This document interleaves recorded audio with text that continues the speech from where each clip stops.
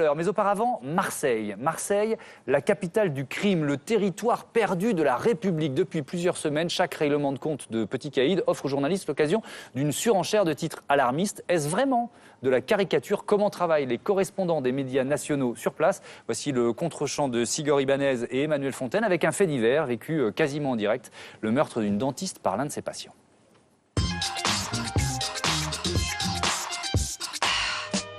C'est l'un des plus grands immeubles de Marseille, la Tour Méditerranée, en plein centre-ville. Au pied du bâtiment, mardi dernier, des dizaines de policiers et de journalistes. À l'intérieur, un dentiste vient d'être abattu par un homme. Le tueur serait lui aussi décédé. Linda Huré couvre l'événement pour TF1. Et apparemment, on est peut-être dans un drame passionnel, en fait. À cet instant, on parle d'une prise d'otage et d'un drame familial. Mais il faut vite vérifier l'info. La journaliste appelle une de ses sources dans la police. Est-ce que tu me confirmes les 2 personnes décédées? Voilà. Apparemment, le preneur d'otage se serait suicidé.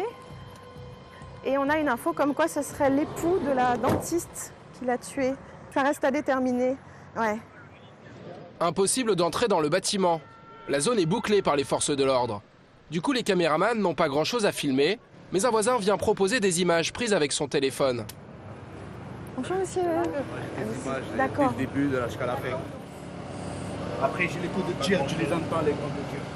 On voit tout, on voit la police qui bloque les routes, on voit les pompiers qui arrivent. Cet homme réclame 300 € pour l'achat de sa vidéo, une pratique assez courante. C'est sûr qu'aujourd'hui, avec le téléphone, voilà, on peut faire des images. Nous, ça nous fait des documents en plus parce que ça nous permet justement d'avoir une image instantanée au moment où ça s'est passé, mais il faut quand même que l'image soit parlante, quoi. Finalement, TF1 n'achètera pas cette vidéo et ne diffusera que quelques images prises par son caméraman dans son édition de 13h. Car vers midi, l'opération de police prend fin et les journalistes apprennent que la piste du drame familial s'effondre. Le tueur était en fait un patient. Il a assassiné sa dentiste pour 99 € et c'est le GIPN qui l'a abattu. Pas de direct alors, d'accord. TF1 annule son duplex. Contrairement à France 3 et France 2 qui débutent carrément son journal avec ce fait divers. Nicolas, que s'est-il passé exactement? Écoutez, très précisément, les circonstances sont encore floues. Ce que l'on sait, c'est effectivement qu'un homme armé a fait éruption dans un cabinet dentaire juste derrière moi, dans ce bloc d'immeubles. Cette nouvelle tuerie à Marseille est relayée sur BFM TV et iTélé. Elle tourne même en boucle sur France Info. Certains journalistes, comme Philippe Bocara de France Bleu Provence, ici à droite, s'interrogent sur l'importance accordée à l'événement. Je me pose la question de savoir si le fait divers avec la dentiste tel qu'il s'est produit ce matin à Marseille, si c'était produit à Paris, à Lyon ou à Lille, si on en ferait autant que ce qui va être fait ici à Marseille. Il y aurait peut-être un petit peu de pédagogie à faire auprès de rédacteurs en chef ou de directeurs de rédaction qui sont installés dans leur fauteuil à Paris. Autrement dit, la violence à Marseille serait-elle surmédiatisée? Depuis le début de l'année, la ville vit sur fond de règlement de compte. Déjà 4 morts en à peine 15 jours. Le dernier en date, samedi, le jeune Nabil retrouvé carbonisé dans une voiture. Ce sont les pompiers qui ont découvert le cadavre alors qu'ils intervenaient pour éteindre le véhicule en feu. Le corps d'un homme assis sur le siège passager, carbonisé avec une balle dans la tête. Voici la cité où le jeune homme a été assassiné. Mardi, les reporters locaux se rendent sur place pour interviewer la mère de Nabil. Ils ont d'abord rendez-vous avec Nora Preciosi. Écoute-moi, dans 3 jours, tu m'appelles, je ferai le nécessaire. D'accord. Cette élue UMP a ses entrées dans la cité. C'est elle qui guide les journalistes. Ici, ils ne sont pas toujours les bienvenus.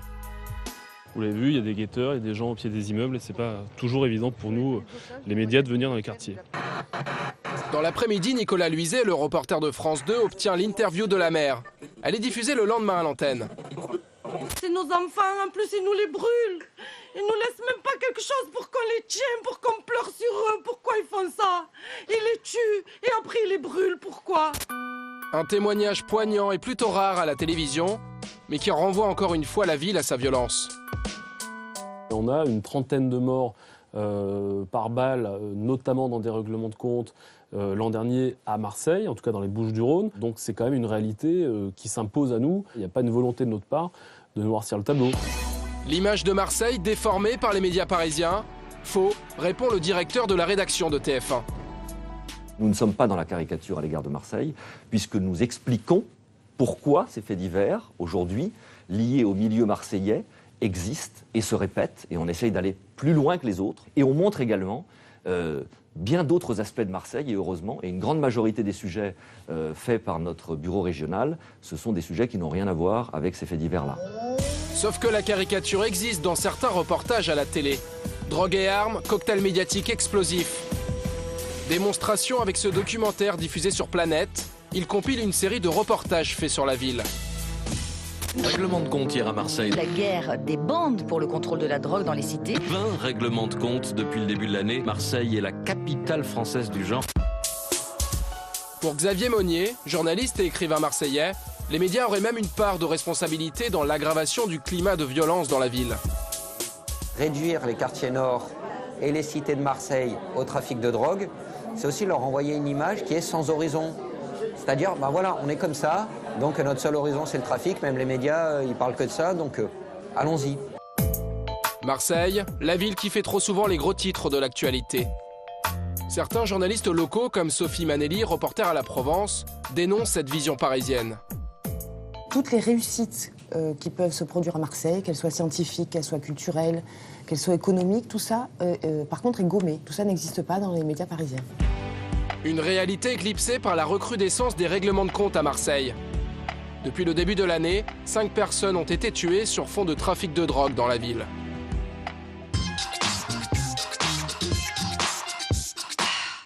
Marseille est-elle caricaturée dans les médias parisiens? La violence de ces derniers mois est-elle aussi exceptionnelle que les journalistes le disent? C'est le thème de notre débat tout de suite.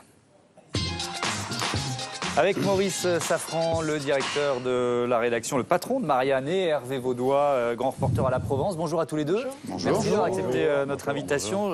Hervé Vaudois, je vais vous citer le passage d'un article publié en novembre dernier. Marseille est-elle encore une ville civilisée? On a envie de répondre sans aucun plaisir. Non, plutôt non. Désormais, la sauvagerie domine. L'auteur de ces lignes, c'est Maurice Safran. Vous trouvez qu'il exagère? Un petit peu, même si ça correspond à une certaine réalité du moment. Mais c'est souvent présenté, c'est vrai que la réalité marseillaise est souvent présentée sous ce jour-là, pas très agréable. Maurice, c'est vrai, personne ne conteste l'existence de nombreux règlements de compte. L'an dernier, encore cette année depuis janvier 2013.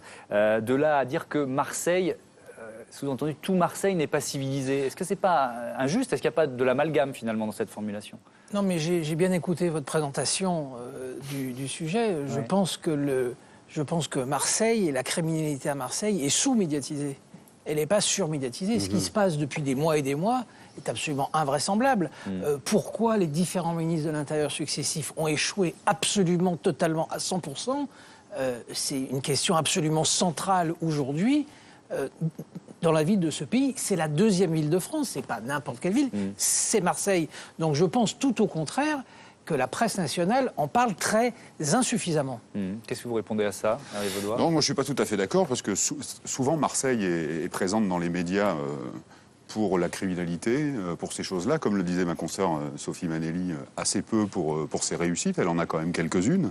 On en parlera tout à l'heure. Ouais. Et le sentiment qu'on peut avoir quand on est un professionnel de l'information à Marseille, c'est que les choses, les faits, la violence est liée au territoire, c'est-à-dire, en gros, c'est presque normal que ça se passe comme ça, puisque ça se passe à Marseille. Des règlements de compte sur fond de trafic de drogue, il y en a dans à peu près toutes les banlieues de France.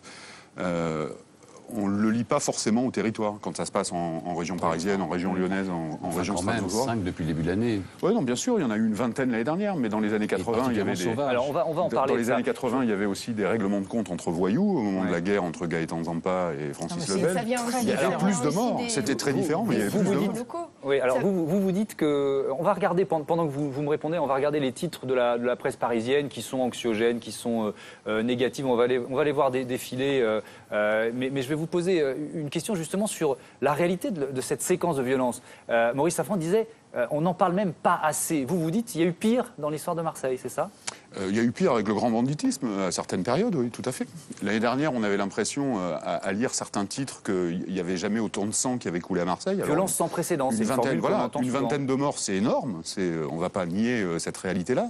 Mais dans les années 80, au moment de la guerre des gangs et de la guerre des boîtes, il y en avait plus. quand on interroge les policiers qui étaient en poste dans les années 80 à Marseille, ils vous disent, à l'époque, ça défouraillait plus qu'aujourd'hui. Alors, si on essaie de s'intéresser au-delà de l'insécurité, aux multiples clichés qui entourent l'image de Marseille dans les médias, Alice, on est allé sur les moteurs de recherche, tout simplement. Oui, quand vous allez sur la rubrique actualité de Google et que vous tapez par exemple Marseille, en fait, remontent des termes associés à Marseille et c'est la seule ville pour laquelle ça se passe. Il y a des termes anxiogènes de type braquage, accident qui se mélangent à d'autres termes comme 2013 et Vieux-Port. Si on compare avec une recherche sur Paris ou sur Lyon, vous n'avez pas du tout le même cas. Par exemple, sur Paris, vous avez Paris Saint-Germain Football Club qui remonte et quand vous voyez la liste, il n'y a pas d'histoire de drame ou d'accident. Et pareil pour Lyon. Là, de la même façon, c'est plutôt Lyon-Turin qui remonte ou Lyonnaise des Eaux.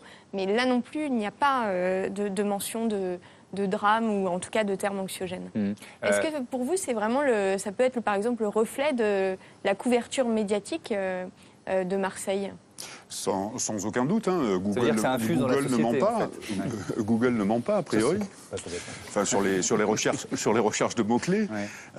C'est assez symptomatique du fait qu'à Marseille, on s'intéresse d'abord, effectivement, au braquage, au sang, au meurtre. Oui, parce que ça, c'est révélateur des demandes qui sont faites par les internautes. Maurice Safran, là-dessus. Oui, c'est pas tout à fait aussi simple que ça. Ça doit être vrai, mais seulement en partie. Quand j'étais jeune journaliste, ça fait longtemps, ça fait 30 ans, 35 ans, il y avait un milieu actif que les journaux racontaient dans des villes comme Grenoble, comme Lyon, comme Saint-Étienne.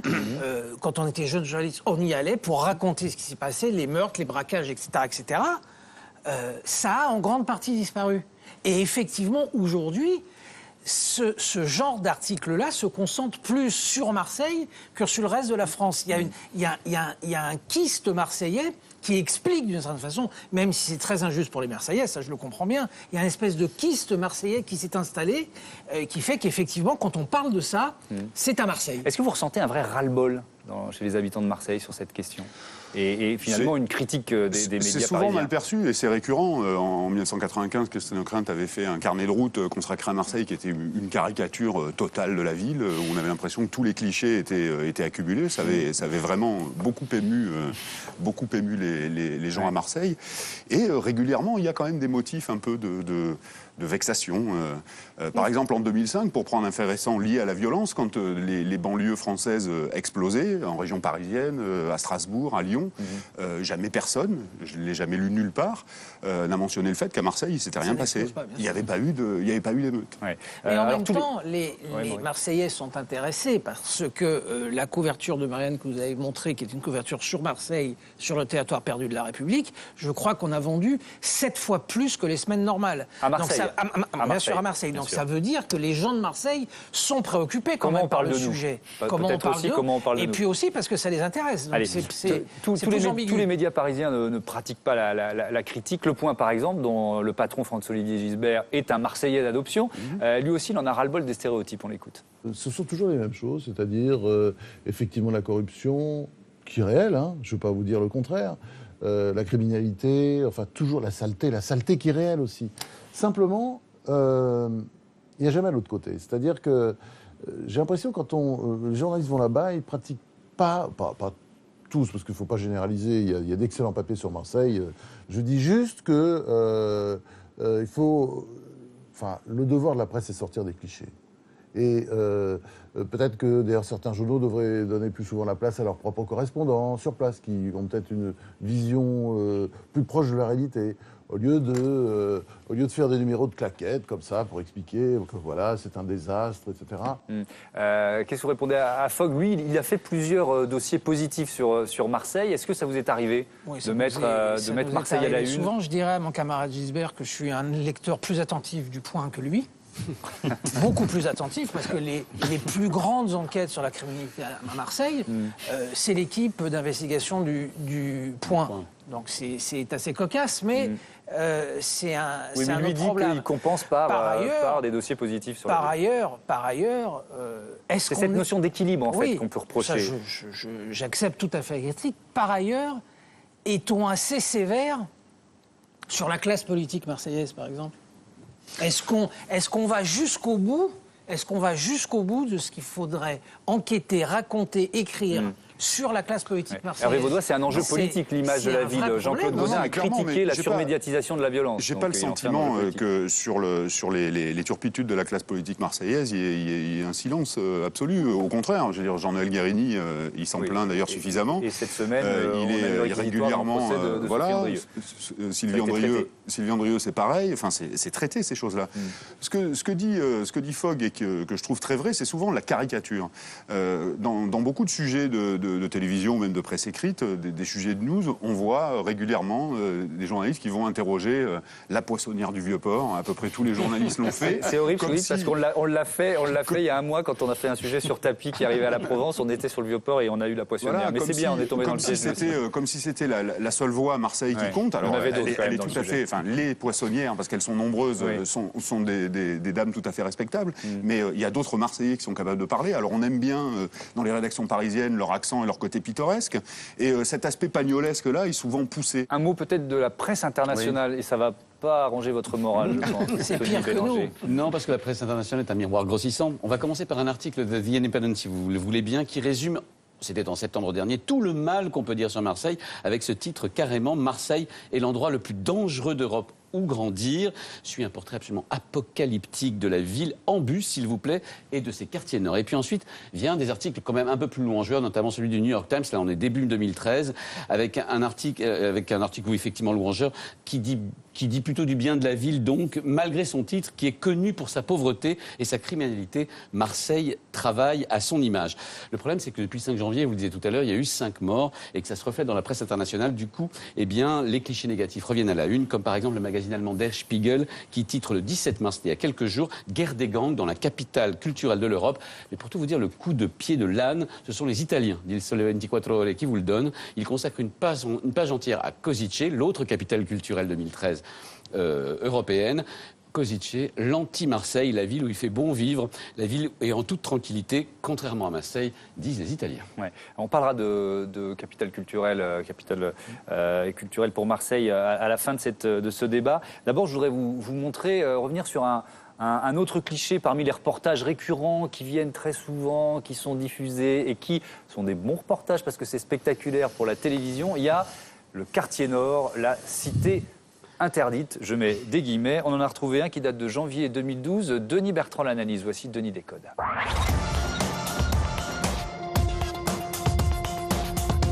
Marseille, la cosmopolite, offre aux visiteurs sa bonne humeur, sa douceur aussi.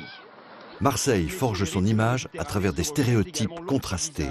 Le bonheur de la lumière méditerranéenne et les forces obscures du banditisme. Mais sur les rives de la Méditerranée se reflète également l'autre visage de l'agglomération, plus sulfureux. On passe du jour à la nuit, par un souterrain, et on entre dans un nouveau monde, à la fois réel et mythique. Il porte un nom sans qualité. Voici les quartiers nord.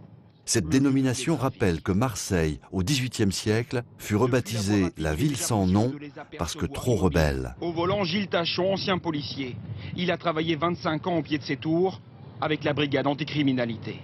On y pénètre avec un passeur, comme celui du fleuve des Enfers dans la mythologie grecque. Le guide interprète les silhouettes. Ah, là, tu vois, c'est des choufs, tu vois, en moto. Ils passent pour signaler donc la présence des véhicules suspects ou des véhicules de police. Et leur langage. Mais ils poussent alors un cri pour prévenir de notre arrivée. T'as entendu crier le mec ? Le travelling, classique du genre, accentue depuis l'espace clos de la voiture le caractère menaçant des lieux. Le passeur lâche la phrase « choc ». À partir de là, on rentre dans un territoire ennemi. Il incarnait la loi, il est devenu proie. Tout phare éteint, un véhicule nous prend alors en chasse. Dans un monde de vénalité pure, où la transgression elle-même est sans règle. Rien ne doit perturber la juteuse vente de drogue qui se déroule au pied des tours. Chacun fait ce qu'il a envie, comme il a envie, et si vous n'êtes pas d'accord, bon, il fera parler la puissance des armes. On ne fait que passer, car la mort est là. C'est, avec le jour, le retour au réel. Résultat des règlements de compte en série, une trentaine recensés en 2011. En résumé, les images des quartiers nord renouvellent les clichés de la ville. Elles donnent une version modernisée du roman noir. C'est la vision d'un monde tragique, sans règles ni loi. Le nouveau mythe de Marseille est à l'œuvre. Jean-Louis, pourquoi les journalistes ont besoin de stéréotypes ? Écoutez, qu'est-ce qui fait la force d'un stéréotype? C'est justement qu'il est partagé par beaucoup de monde. Et donc, quand un journaliste s'appuie sur un stéréotype, il n'a pas besoin de beaucoup argumenter ni de démontrer parce que le consensus est déjà là. Si vous écrivez, par exemple, que le Marseillais est dingue de l'OM, un peu voyou, très inculte, vous allez susciter une connivence, une complicité avec votre lecteur. Il y a beaucoup d'énervement chez tous les Marseillais qui nous regardent. Non, mais j'essaye d'expliquer le mode de fonctionnement du stéréotype. Je ne fais pas plus. Quand il y a un crime à Marseille, et d'ailleurs vous l'avez presque évoqué tout à l'heure, le lieu du crime est déjà un début d'explication. Un élément du récit qu'on n'a pas besoin d'expliciter. Et par exemple, si vous titrez encore un règlement de compte à Marseille, vous privilégiez déjà une interprétation au détriment d'autres interprétations. Et vous induisez un jugement de valeur sur la réputation de la ville. Alors, naturellement, ce genre de pratique, c'est pas très glorieux, mais c'est pas facile de lutter contre le stéréotype dans le journalisme. C'est pas facile. Jean-Louis peut être aussi intelligent dans les explications qu'il veut. C'est un reportage absolument incroyable. C'est-à-dire, c'est l'accumulation de tous les clichés, il n'en manque pas un, de toutes les idées reçues. Si un rédacteur en chef de télé, de radio ou de presse écrite, quand il reçoit ce papier, s'il ne le corrige pas de A jusqu'à Z ou s'il ne le jette pas à la poubelle, c'est qu'il n'a pas fait son métier. C'est un autre problème. Là, peut-être que les faits sont justes, mais tout l'habillage, tous les commentaires, chaque mot choisi sont totalement ridicules. Peut-être aussi parce que la télévision est un miroir grossissant sur ces sujets-là. Les mêmes mots. Mais des sujets avec vous, Maurice, parce que quand on le voit à la télé, c'est encore plus frappant, mais vous avez souvent la même chose dans la presse écrite. Je n'ai pas dit le contraire, mais il faut le corriger, il faut que ce soit plus intelligent que ça. Là, c'est une caricature totale. À quel point c'est facile d'aller dans le sens du stéréotype et à quel point c'est difficile de lutter contre le stéréotype. Dans les stéréotypes classiques et qu'à Marseille on voit arriver gros comme un camion, c'est les quartiers nord. Sous ce vocable, on désigne la banlieue infréquentable et tout. Alors effectivement, dans les quartiers nord, il y a des cités difficiles, mais une caractéristique à Marseille, une des caractéristiques de Marseille par rapport à beaucoup de villes de France, et c'est sans doute ce qui fait aussi sa perception un peu différente, c'est qu'à Marseille, la banlieue, elle est partout, y compris en centre-ville. Elle est dans les quartiers sud, là où il y a de très belles villas, plusieurs millions de lots. Elle est dans les quartiers nord, dans les quartiers est, dans l'hypercentre, alors que dans beaucoup de villes de France, la banlieue, elle est rejetée loin. À Lyon, elle est derrière les autoroutes, les voies ferrées, le couloir de la chimie. Donc la grille de lecture de la banlieue, on ne peut pas l'appliquer de la même façon à Marseille. D'abord, quand on vient à Marseille, vraiment réussi la mixité sociale. D'abord, quand on vient à Marseille et qu'on rentre dans l'hypercentre, on est confronté aux réalités de la banlieue, c'est-à-dire à la pauvreté, au chômage massif, à la saleté, à des choses qu'on ne voit pas dans Paris-Centre. Allez, une grosse minute, 2 minutes pour parler de Marseille, capitale européenne de la culture. Les journalistes ont-ils sous-traité ou maltraité cet événement? On vous pose la question à l'adresse france5.fr/MLM. Aude Lambert et Dimitri Poupon l'ont aussi posé cette question à Luc Le Châtelier, qui est journaliste culture à Télérama. On l'écoute. Et les médias boycottent Marseille 2013. Je ne suis pas sûr. C'est Marseille qui nous donne rien à manger, quoi, un peu. Aujourd'hui, on est un petit peu en manque. Même les Marseillais, j'ai les copains marseillais, je les ai appelés l'autre jour pour savoir où ça en était. Il y a du cirque en ce moment.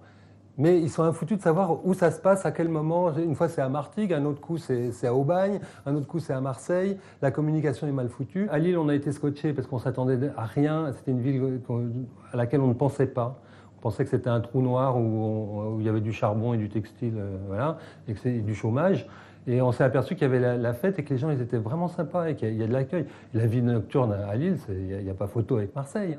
Bien, il y a aussi quelques clichés sur Lille, on est rassurés. Maurice Safran, dans Marianne, il y a eu un article très critique sur Marseille, capitale européenne de la culture, qui commençait par on voulait y croire et ça se terminait par on a vraiment été déçus. C'est un soufflet qui est retombé. Le journaliste qui est allé couvrir, voilà, je crois qu'effectivement les gens attendaient beaucoup de Marseille, capitale européenne de la culture.